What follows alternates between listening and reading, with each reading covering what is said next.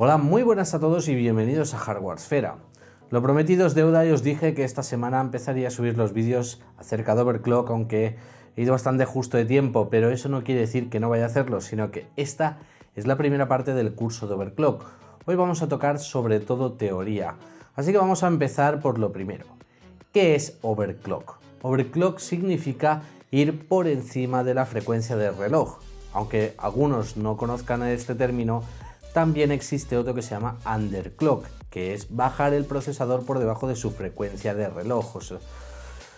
Básicamente el underclock es algo que se hace automáticamente. Cuando nosotros no utilizamos nuestro PC, nuestro sistema operativo lo que hace es descargar núcleos y bajar la frecuencia para reducir el consumo. Vale, pero en este vídeo estamos hablando de overclock y yo creo que eso es lo principal. Básicamente es, como os he dicho, llevar el procesador. He empezado mal el vídeo, no es el procesador, es un componente electrónico por encima de su frecuencia de reloj.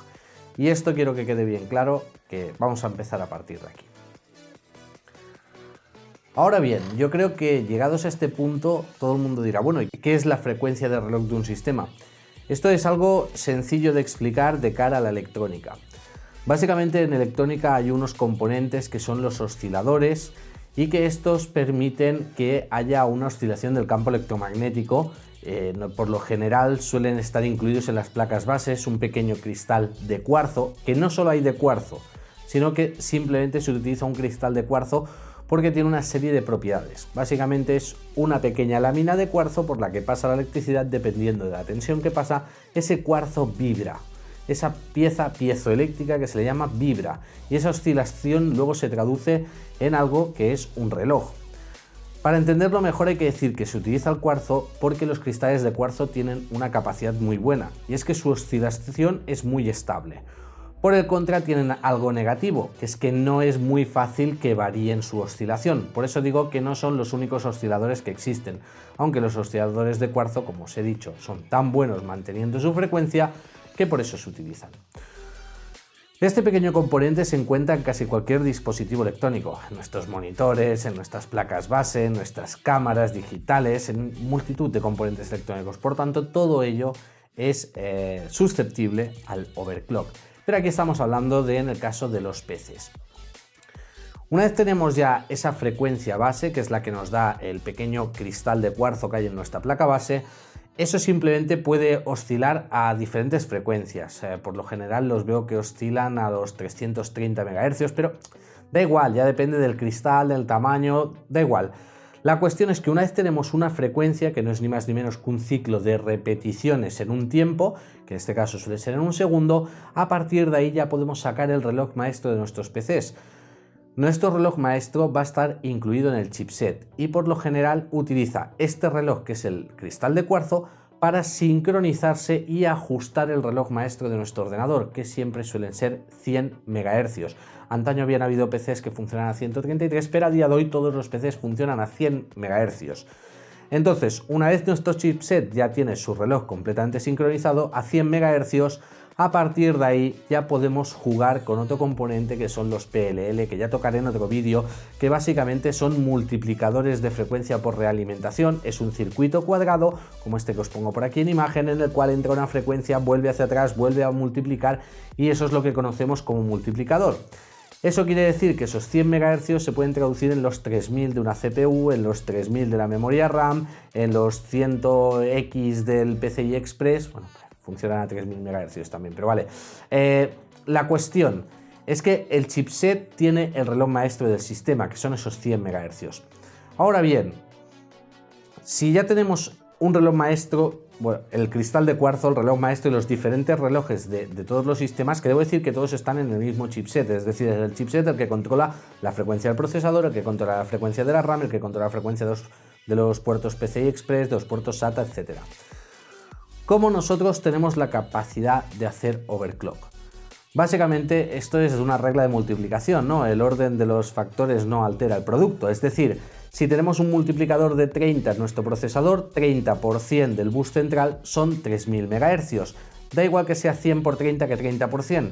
Para hacer overclock en un procesador, por ejemplo, podemos o bien subir el multiplicador a 31, serían 3100 MHz, o bien mantenerlo en 30 y subir el bus a 101 MHz, que por tanto serían 3030 MHz. Entonces, ¿por qué tenemos procesadores, por ejemplo, en Intel de la serie K? Ya sabéis que los AMD todos bien desbloqueados, en Intel tenemos unos de la serie K o los que no son de serie K. Básicamente los que son de serie K vienen desbloqueados, es decir, podemos jugar con ese multiplicador. Si no son de serie K, podemos hacerles overclock también, jugando con el bus central del sistema. Básicamente, el que sean de serie K lo que nos permite es jugar solo con la frecuencia de un componente, separarlo del resto del sistema, y de esa forma es más fácil encontrar cuando hay un fallo. Porque si subimos el bus central del sistema, es decir, esos 100 MHz a 101, estamos haciendo overclock al procesador, a la RAM, a los puertos PCI Express, a los puertos SATA, a todos lados. Muy bien, hasta aquí la teoría. Ahora vamos a seguir con más teoría. Una de las cosas principales a tener en cuenta cuando hacemos overclock es que vamos a aumentar el consumo eléctrico y la temperatura de los componentes. La temperatura es algo que podemos mantener muy bien a raya utilizando diferentes sistemas de refrigeración, ya sabéis, un disipador mejor, sistemas de refrigeración líquida, etc. Eso dependerá en gran medida de a cuánto queramos subir la frecuencia. Os estoy poniendo ejemplo de un procesador a 3 GHz, que hoy en día los hay hasta 5, pero imaginaos que queremos llevar esos 3 GHz hasta los 5, habría que mejorar los disipadores. Lo mismo ocurre en las memorias RAM, en los puertos PCI Express, en los chipsets, en los módulos de alimentación, que es lo que vamos a tocar al siguiente tema, que es otra de las demandas que vamos a tener. Al hacer más overclock sobre un sistema, necesitamos alimentarlo más. Y por lo general se suele hablar de voltaje, subimos el voltaje. Aunque realmente cuando subimos el voltaje subimos tanto la tensión, que es el voltaje, como el amperaje. Que estos son dos cosas a tener en cuenta. ¿Por qué hay que subir el voltaje? Para ello deberíamos de ver cómo están construidos los procesadores o los componentes electrónicos. En este caso, cualquier componente electrónico tiene en su interior semiconductores. Los semiconductores, no voy a entrar cómo funcionan ahora mismo en este vídeo, quizá lo explique en otro, pero básicamente son transistores. Un transistor tiene tres patas, puede ser NPN o PNP. Básicamente es como un pequeño interruptor de estos de dedo, cuando apretamos pues deja pasar o corta la corriente o como sea. La cuestión es que en un interruptor, cuando nosotros por ejemplo soltamos el botón para dejar de pasar la corriente, la resistencia pasa a ser infinita en 0, es decir, de golpe pasa a ser infinita. Esto no ocurre en un transistor. Un transistor necesita un tiempo. Una vez se abre o se cierra el circuito, cuando se cierra, la resistencia va a ir aumentando en una curva.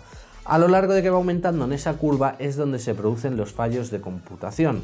Básicamente, si no subimos bien el voltaje, lo que obtendremos es que los electrones quedarán rezagados ahí y no podrán pasar suficientes electrones al otro lado del transistor. Por el contrario, si subimos mucho el voltaje, lo que haríamos es que los electrones vienen tan excitados porque el voltaje es muy grande que saltarían esa resistencia por encima y podrían romper el transistor interno. Básicamente, cuando subimos el voltaje es lo mismo que los cables de alta tensión. ¿Por qué los cables de alta tensión funcionan a 400, a 600 voltios? No lo sé a cuánto funcionan, pero sé que funcionan a un voltaje muy alto. Porque al tener un voltaje muy alto, los electrones ofrecen menos, los electrones tienen el paso más fácil a través de las resistencias. Y por tanto, si tenemos un cable así de grueso y intentamos meterle una corriente a 120 voltios, la resistencia hará que los electrones solo lleguen a 10 metros. Pero si lo hacemos a 400 voltios, los electrones llegarán a 600 metros. Es algo muy sencillo de entender, van más excitados, por tanto pasan más rápido. Que eso no quiere decir que pasen más electrones. El que pasen más electrones tiene que ver con el amperaje, que eso es también algo importante, porque al aumentar el voltaje aumenta el amperaje. Y esto también se nota dentro de los procesadores o dentro de los semiconductores. Delante de cada transistor hay una especie de pequeño microcondensador que necesita ser recargado. Si nosotros lo recargamos con un amperaje de, yo qué sé, un amperio es una burrada, ¿no? Pero para que me entendáis, con un amperio pues entrará un electrón por segundo, entonces tarda mucho tiempo en cargarse. Si nosotros eso lo subiéramos a 10 amperios, pues entrarían muchos más electrones de golpe y se cargaría más rápido. Esto es por lo que se aumenta el voltaje. Como os he dicho ya todo esto, yo creo que queda más que claro. para poder hacer un overclock hay que siempre jugar con 3 factores: frecuencia, voltaje y control de temperaturas. Ahora la típica pregunta que me suele hacer todo el mundo: ¿se va a estropear mi ordenador por hacerle overclock? Depende. Si tu procesador es de 3000 MHz y lo subes a 3400, es muy difícil a día de hoy hacerle daño al procesador. Si lo vas a subir a 5000 MHz, que son 2000, utilizando nitrógeno líquido o técnicas muy agresivas, pues entonces puede ser que sí, porque tendrás que subir muchísimo el voltaje. Y subir mucho el voltaje puede provocar la degradación directa de los componentes internos del procesador.